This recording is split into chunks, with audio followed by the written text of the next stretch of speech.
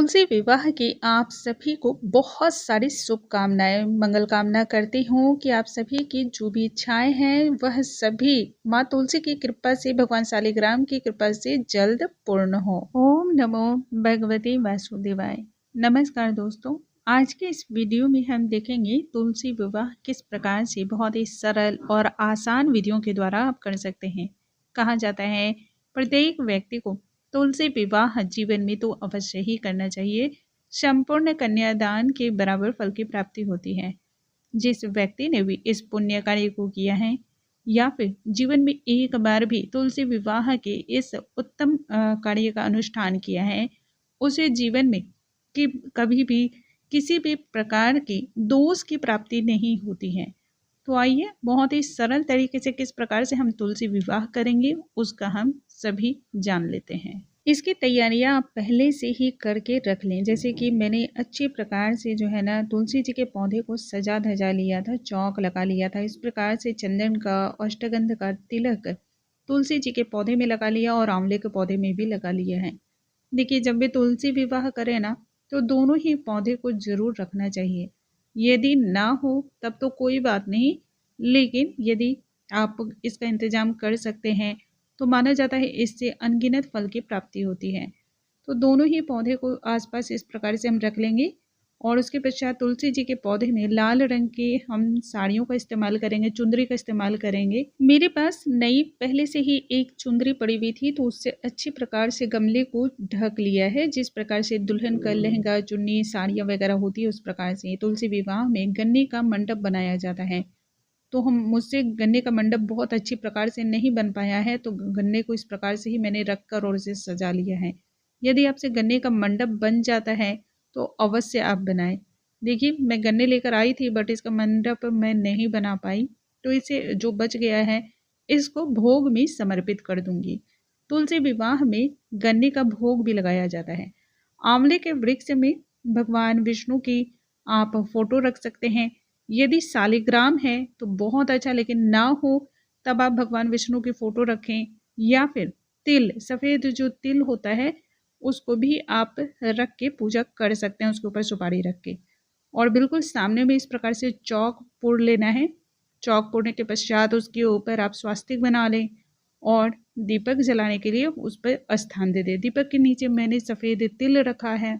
यदि तुलसी विवाह एकादशी के दिन आप कर रहे हों तब चावल दीपक के नीचे नहीं रखे जाते हैं। मैंने 5 दीपक लिया है, आप चाहें तो 2 दीपक भी ले सकते हैं, एक तिल के तेल का और दूसरा घी का। मैंने संपूर्ण दीपक में तिल के ही तेल का इस्तेमाल किया है।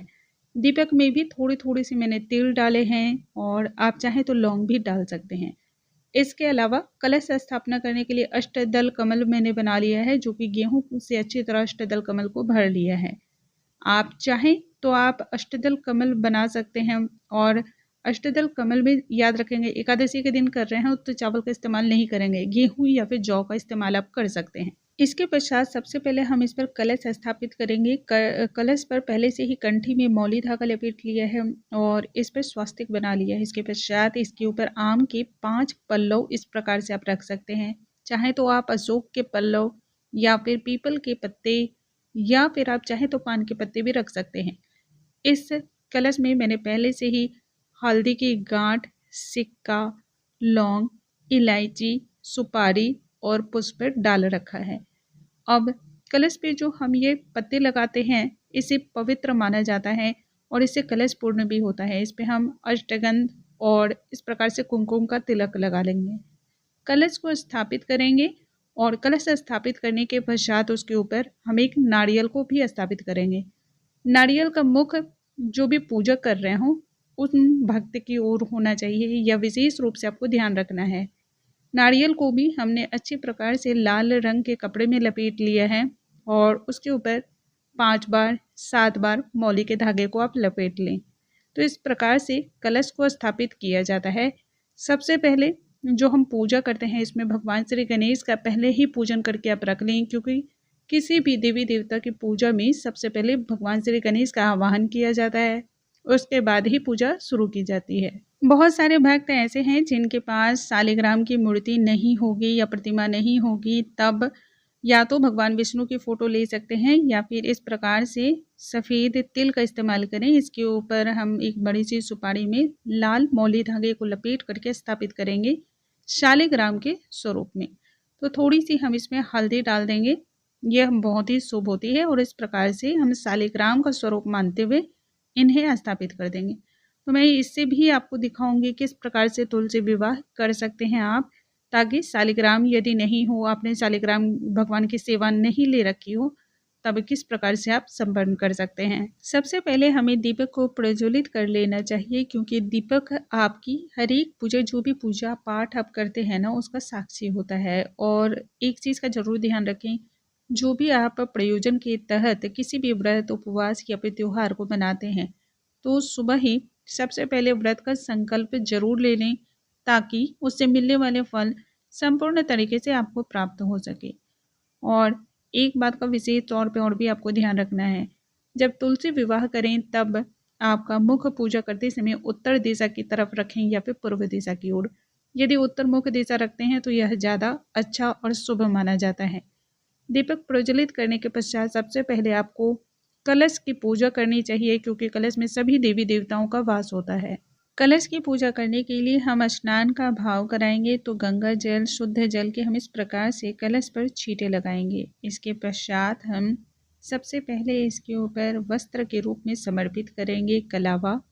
यदि आपके पास वस्त्र हो तो आप उसे भी समर्पित कर सकते हैं। इसके पश्चात हम कलश पर हल्दी, अष्टगंध, चंदन का हम इस प्रकार से छींटा लगा लेंगे, तिलक कर लेंगे और अब इसके ऊपर हम पुष्प समर्पित करेंगे। पुष्प समर्पित करने के पश्चात हमें हाथ जोड़ करके सभी देवी देवताओं का इस कलश में आवाहन करेंगे, ताकि वह सभी हमारी प्रार्थना को स्वीकार करें और इस विवाह के साक्षी बने। इस प्रकार से आपको कलश का पूजन कर लेना है। इसके पश्चात हम सबसे पहले तुलसी मैया और भगवान विष्णु की सेवा करेंगे, उनकी पूजा करेंगे। तो तुलसी मैया पर जल अर्पण करेंगे, भगवान विष्णु पे भी जल अर्पण करेंगे, गंगा जल अर्पण करेंगे, दूध अर्पण करेंगे, आंवले के वृक्ष की पूजा करेंगे विशेष रूप से। तो इस प्रकार से इत्र मिले हुए जल से हम सेवा करेंगे।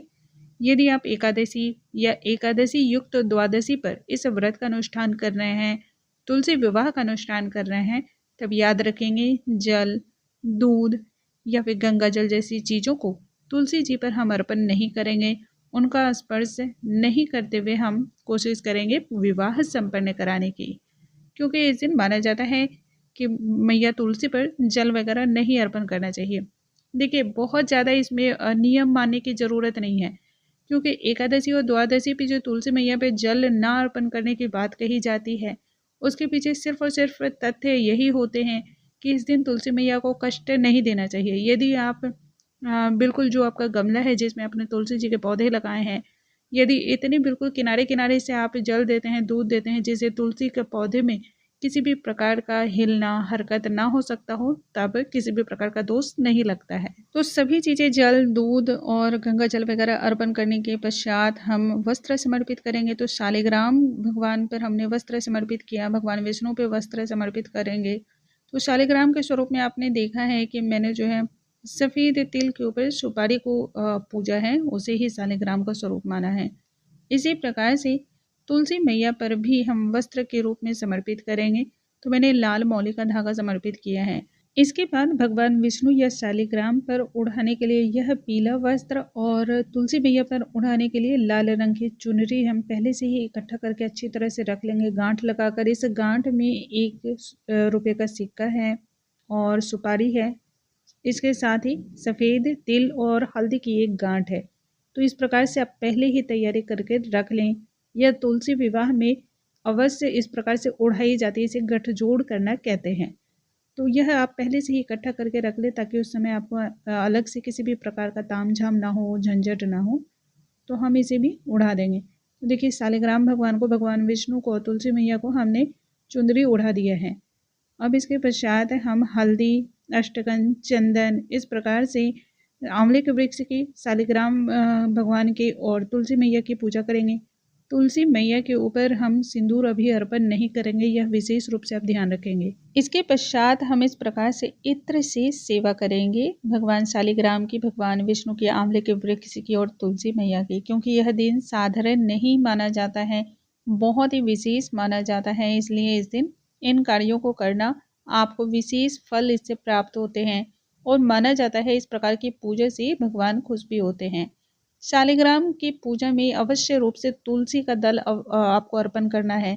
इसके लिए आपको तुलसी का दल एक दिन पहले ही तोड़कर रख लेना है, यह आपको जरूर ध्यान रखना है। एकादशी और द्वादशी में आपको तुलसी का दल नहीं तोड़ना है। शालिग्राम भगवान के ऊपर, मस्तक के ऊपर रखा हुआ तुलसी का दल अनेकानेक आपको फल की प्राप्ति कराता है। अब हम सभी पर पुष्प समर्पित कर देंगे। तो भगवान विष्णु, भगवान शालिग्राम पर हम पीले पुष्प विशेष कर अर्पण करेंगे और मैया तुलसी पर गुलाब के, कमल के और पीले पुष्प एक साथ अर्पण करेंगे। मैया तुलसी को इस दिन श्रृंगार की वस्तुएं चढ़ाई जाती है। तो मेरी तुलसी जी अभी बहुत ही छोटी है, तो मैंने श्रृंगार की जितनी भी वस्तुएं हैं वह सभी निकट में ही एक बास्केट में रखी हैं। वह रिकॉर्डिंग में नहीं आ पाया है, तो आप विशेष तौर पे ध्यान रखें। चूड़ियाँ, श्रृंगार की जितनी भी सामग्रियाँ हैं, मेहंदी, आलता, वह सभी चीज़ें अर्पण की जाती हैं। दीपक की पूजा कर लेंगे, दीपक में सफ़ेद तिल डाल देंगे और पुष्प समर्पित करेंगे।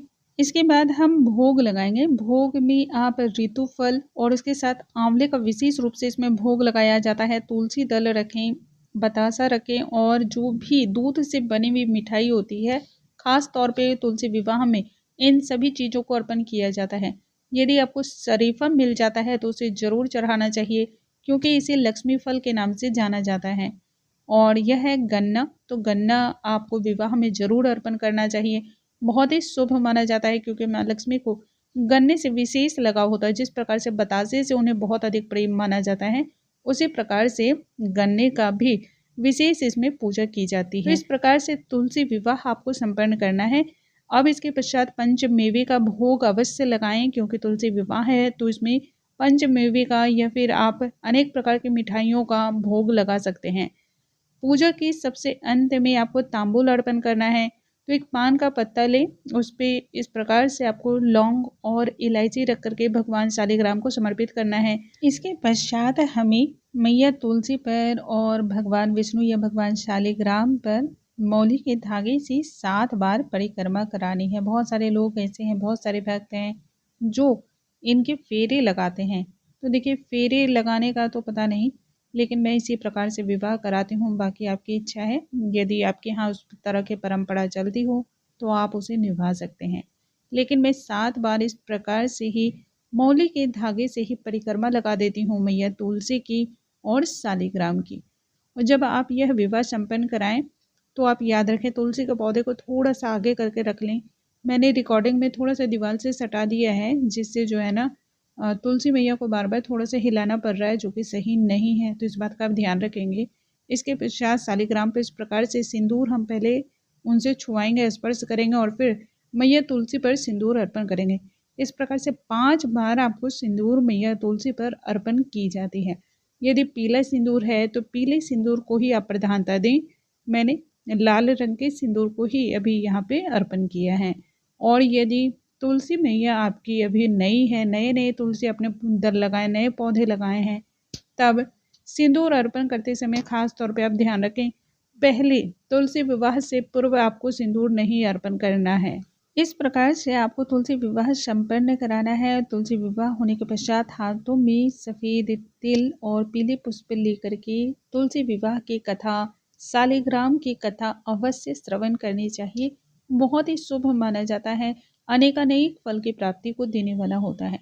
जब कथा संपन्न हो जाए तब तिल और पुष्प को शालिग्राम के पास आपको छोड़ देना होता है। इसके पश्चात एक छोटा सा हवन अवश्य ही करना चाहिए। तो हवन में हम इस प्रकार से पूजा कर लेंगे, बहुत ही संक्षिप्त रूप से मैं दिखा रही हूँ। इसके पश्चात एक पान का पत्ता लेंगे, लौंग, इलायची और बतासा, और इस प्रकार से हम फोल्ड कर लेंगे। घी में अच्छी तरह से इसे डिप करके, डुबो करके अग्नि को हम समर्पित कर देंगे। तो यह जो है ना, बहुत ही छोटा सा हवन हम कर लेंगे, जिससे संपूर्ण लाभ की प्राप्ति हो। इसके बाद सबसे पूजा के सबसे अंत में आपको कपूर से आरती करनी चाहिए, भगवान शालिग्राम की, भगवान विष्णु की, तुलसी मैया की। जिससे पूजा में यदि किसी भी प्रकार की त्रुटि हो जाती है, कोई भूल चूक हो जाती है, तो वह सभी चीज़ें पूर्ण हो जाती हैं। किसी भी प्रकार का दोष जो रहता है वह सभी चीज़ें मानी जाती हैं, आरती करने से पूर्ण हो जाती हैं। किसी भी प्रकार का आपका दोष नहीं रह जाता, किसी भी प्रकार का पूजा में जो अधूरापन है वह सभी समाप्त हो जाता है। बहुत ही सिंपल सरल विधि के द्वारा आप इस प्रकार से तुलसी विवाह को कर सकते हैं। दोस्तों, यदि आप भी तुलसी विवाह करते हैं, भगवान विष्णु की आराधना करते हैं इस प्रकार से, तो माना जाता है जीवन में इससे सभी प्रकार के सुख की प्राप्ति होती है। यदि आप तुलसी विवाह का अनुष्ठान कर रहे हैं तो एक बात को और याद रखें, यदि पति और पत्नी दोनों मिल करके इस अनुष्ठान का संकल्प लेते हैं तो आजीवन सुख को देने वाला माना जाता है। मैंने बहुत सारे घरों में ऐसा देखा है जहां महिलाएं किसी भी व्रत का पूजन का अनुष्ठान करती हैं, लेकिन पुरुष नहीं करते हैं। यदि ऐसा आपके घर भी है तो देखिए, कुछ न करने से तो अच्छा है कि कुछ कर लिया जाए। लेकिन यदि पति और पत्नी दोनों मिलकर किसी भी अनुष्ठान को करते हैं तो यह आजीवन समाप्त नहीं होता है। इससे मिलने वाले फल कभी भी समाप्त नहीं माने जाते हैं। मुझे उम्मीद है आज का ये वीडियो आप सभी को हेल्पफुल लगा होगा। वीडियो थोड़ा सा भी हेल्पफुल लगता हो तो लाइक शेयर सब्सक्राइब करना बिल्कुल ना भूलें। अगले वीडियो में नई जानकारी के साथ हम फिर से मिलेंगे, तब तक के लिए नमस्कार दोस्तों।